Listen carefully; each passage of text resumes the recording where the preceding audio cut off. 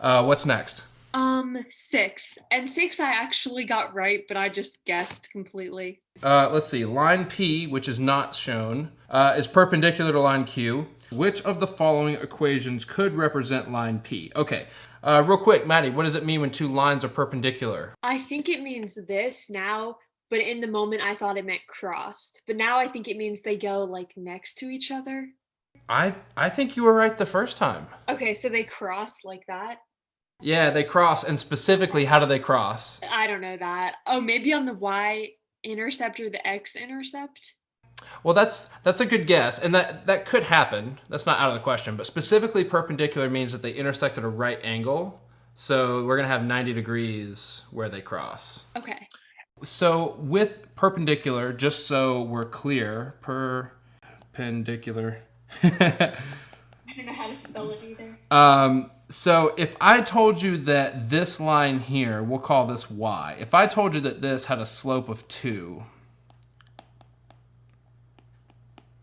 for these two lines to be perpendicular, what would it mean about this one? We'll call this y1 and we'll call this y2. That one would have a slope of -2. Very close. It is negative, but instead of 2, it's the reciprocal. So it's actually 1/2. Sorry, -1/2. Oh, what's your reciprocal again? Reciprocal just means that we flip it over. Oh, okay, so it would be 2, 1 normally, but then it's okay, that makes sense. 2 So, over 1.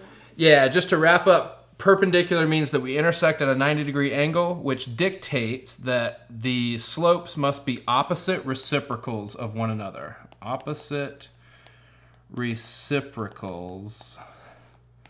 And we'll just put slopes are opposite reciprocals. All right, so now we got that out of the way. Let's move on to the actual question, which asks us which of the following equations could represent line P. Okay, so I'm looking at Q, and what I'm trying to figure out from Q is the slope. And I don't really care about anything else because once I know the slope of Q, I know that P has to have that opposite reciprocal slope. And then if you look at the answer choices, you can see that the y-intercepts are all identical. So at that point, I've got my answer. So remember how we calculate slope? y2 minus y1 over x2 minus x1. Very good. I'm gonna pick my points as the x-intercept and the y-intercept. 0, comma -4, and then 3, comma 0. Wait, yeah, 3, comma 0. Yep, you're right. All right, so then let's just pick the y-intercept one to be 0.1 as far as our x1, y1, and then let's let the x-intercept be x2, y2. So with that, how do we do the slope? 0 minus 3 Okay. over -4 minus 0.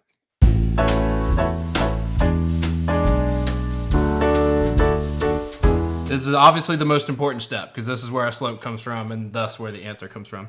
So what do we end up with now? -4 over 3. Are you sure it's Or negative? 4 over 3. Yeah. Positive 4/3. And then just, Maddie, real quick, looking at that line, we would know just by looking at the line that slope is positive, right? Yes.